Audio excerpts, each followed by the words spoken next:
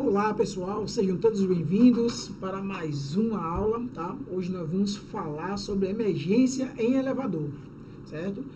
Certamente aí vocês já presenciaram ou já ficaram sabendo de alguém que ficou preso no elevador, faltou energia, então assim, o que que se passa na cabeça de uma pessoa que fica presa dentro do elevador?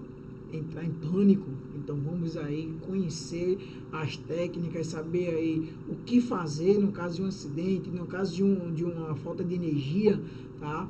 Para que a gente possa fazer aí o socorro correto dessas vítimas. Ok? Então, noções gerais sobre elevadores, vamos conhecer um pouco, né? O elevador é um meio de transporte vertical que pode ser utilizado para transporte exclusivamente de pessoas, cargas ou para ambos, tá? Amplamente usado em prédios acima de 5 andares para uso de pessoas, tá? Que é regulamentado aí pela NB 223, em indústrias para transporte de cargas, tá? Pela norma brasileira 129, e andames de obras para materiais de construção ou outro tipo de cargas. Então, devido às diversas aplicações, os equipamentos possuem os mais diversos itens de segurança e proteção aos usuários em termos de transporte humano, como em condomínios, por exemplo. Os equipamentos possuem reguladores de velocidade, freio de segurança, limite de parada, botões de emergências e etc. Vejam aí alguns itens, né, que compõem aí o elevador. Então, os elevadores, exclusivamente para cargas, né, ele aí é normalizado pela norma brasileira 30, são menos abrangentes e específicas quanto à proteção de usuários, pois o meio de transporte é exclusivo apenas para cargas. Então, para fim de entendimento pelo Corpo de Bombeiros, o intuito, de melhor classificar as ocorrências, ficará definido que pessoas retidas compreendem aquelas no interior da cabine do elevador, parado por qualquer motivo. E uma pessoa presa compreende aquelas prensadas entre ferragem ou entre a cabine e a parede. Então, as características do elevador o elevador ele pode ser dividido em 3 partes construtivas principais, né? Conjunto de máquinas, localizado na parte superior de um elevador, ele é construído em uma área denominada casa de máquinas, onde estão localizadas máquina de tração, que é o conjunto motriz que tem a finalidade de realizar a força do transporte vertical. Ele é constituído de um motor gerador, sistema de tração, coroa sem fim, freio eletromecânico, polia de tração e um cabo de tração. Quadro de comandos, onde são gerenciadas as informações elétricas do elevador para a realização dos comandos de paradas e partida, constituído de bobinas, relés, transformadores e chave de força ou contratoras, tá? E quadro de forças, que deve ser exclusivo para o elevador, com a chave de força padrão NH. Os reguladores de velocidade, que tem a finalidade de travar o elevador em casos de aumento de velocidade acima do padrão de segurança, travando assim uma eventual queda livre do elevador. O passadiço do elevador, né, que é a área de transporte do elevador, conhecida como poço do elevador, no qual estão aí localizados itens de reconhecimentos elétricos de movimentos do elevador, que permite aí saber externamente em que andar se encontra, e o sistema de molas no fundo do passadiço, para diminuição do impacto. A cabine, né? Cabine ou pavimento, que é o compartimento de transporte nos quais estão aí os comandos, os botoeiras, portas de fechamentos em cada parada, itens de segurança como trincos, porta de pavimentos e fechadores. Todas as características acima descritas podem variar de equipamento para equipamento. Porém, esses padrões para elevadores de passageiros, nos quais a complexidade é maior, podendo, portanto, ser utilizado como ambiente padrão para estudo de salvamento e resgate.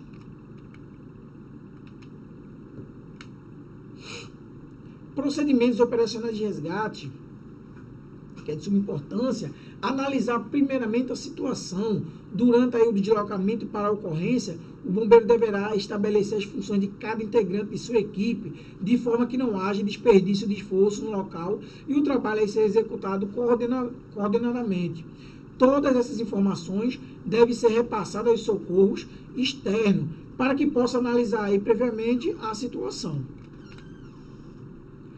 Os materiais normalmente utilizados são HT, chave de fenda, chave do revelador, a manilha específica, de acordo com o elevador, devendo estar de posse do síndico ou como um acessório na casa de máquinas e materiais de salvamento à altura. Desligar a chave do elevador como primeira providência quando a chegada ao local. Deve desligar a chave do elevador no quadro de força, independentemente de haver ou não energia elétrica. Por quê? Porque aí no caso de uma queda de energia, a energia voltar, o elevador ele vai voltar a funcionar aí, poderia acarretar em um novo acidente e aí ocasionar aí novas vítimas até mais graves. Não se deve confiar na palavra de pessoas que, porventura, disseram haver desligado a chave do elevador. Mesmo havendo essa informação, ela deverá ser checada. Em locais com mais de um elevador, geralmente existem as chaves individuais para o desligamento individualizado de cada elevador, junto à casa de máquinas. Localizar a cabine do elevador. Esse trabalho aí será feito quase que ao mesmo tempo em que o desligamento da chave do elevador, pois não precisa necessariamente ser feito pela mesma pessoa. Informações de pessoas presentes no local são de grande importância para a determinação exata do local onde se encontra parada a cabine. Verificar número e estado das vítimas. Uma vez localizada a cabine e havendo condições de contato verbal com o seu interior. Verificar aí a quantidade de pessoas eventualmente estarão retidas no elevador, bem como o seu estado. Isso aí implica no acionamento de viaturas de apoio, como por exemplo, unidade de resgate para socorro.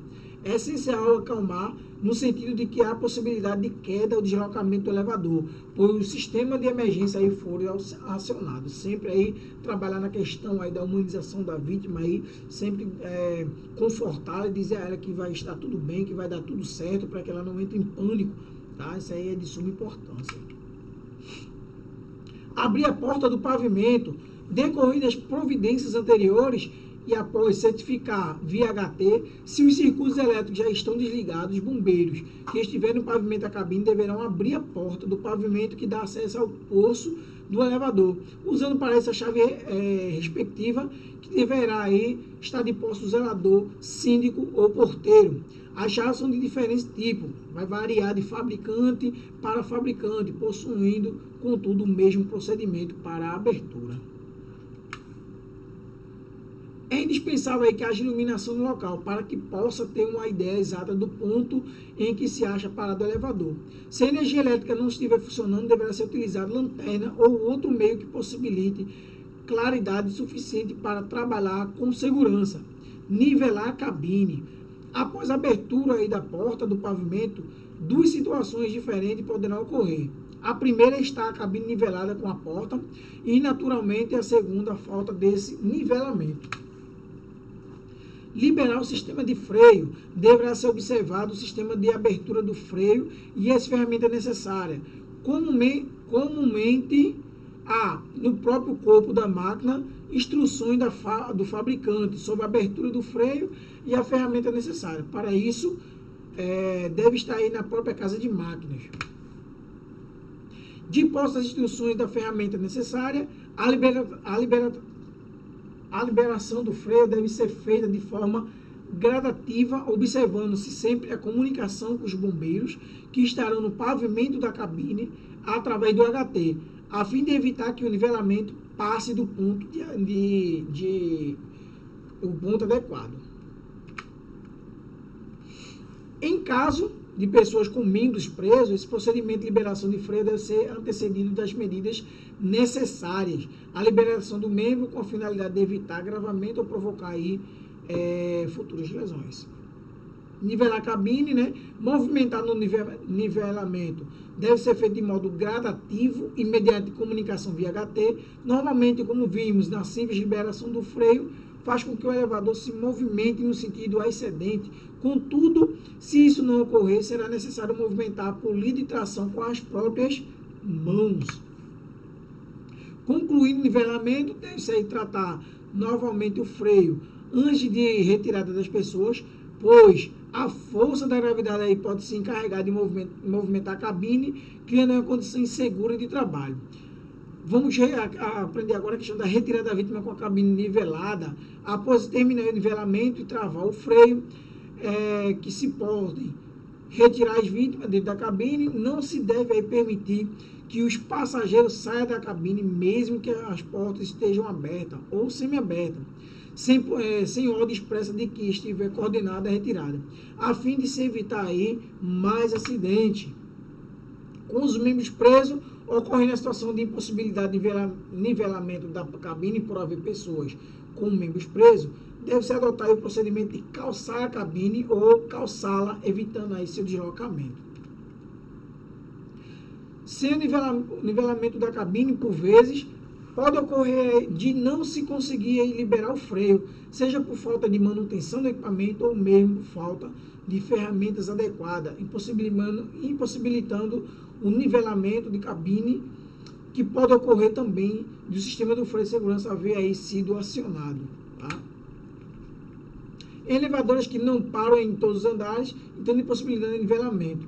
A retirada das vítimas se dará através de aplicação de técnicas de salvamento de altura, nos casos de elevadores mais antigos, tá bom? Então, nesse caso aí, sendo aqueles elevadores antigos, como tem bastante aqui no centro, a retirada da vítima aí vai ser feita através de um resgate de altura, vai ser montado todo um sistema, todo um planejamento para fazer aí a retirada de todas as vítimas.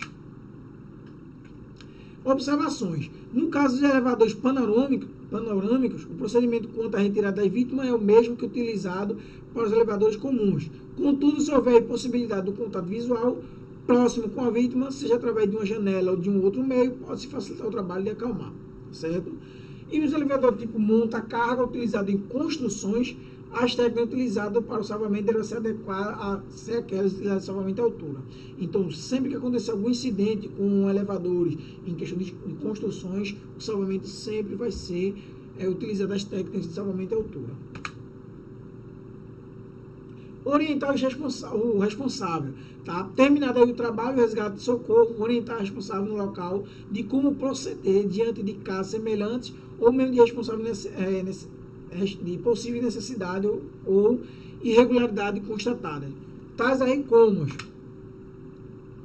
efetuar a manutenção periódica para maior segurança e tranquilidade, prover o elevador de comunicação de segurança na cabine, instalar iluminação de emergência na cabine, nunca permitir que crianças utilizem sozinhas o elevador, manter chaves e equipamento com o pessoal responsável pelo prédio. Após a ocorrência, não colocar em operação o elevador antes de proceder aos reparos necessários através de empresa responsável e nunca utilizar o elevador em caso de incêndio. Tá? E aí, para vocês conhecerem aí algumas partes aí do elevador, né? Então, tudo enumerado, onde tem os cabos de aço preso na presilha do carro em uma rodana. Aí vem o sulco da rodana, prende-se aos cabos de aço, motor elétrico gira a rodana, fazendo com que os cabos também se movam. À medida que os cabos se movem, o carro é erguido. E aí fazendo a sua movimentação tanto para cima quanto para baixo. Tá? Então, pessoal, espero que vocês tenham gostado aí dessa aula, tenham aí podido absorver aí mais uma informação, né? Que é a de emergência em elevador, que é de importância, que acontece em muitos casos, de pessoas ficarem presas e os leigos não saber como proceder, tá? Podendo até mesmo acarretar aí em mais acidentes. Então, muito obrigado, pessoal, e até a próxima.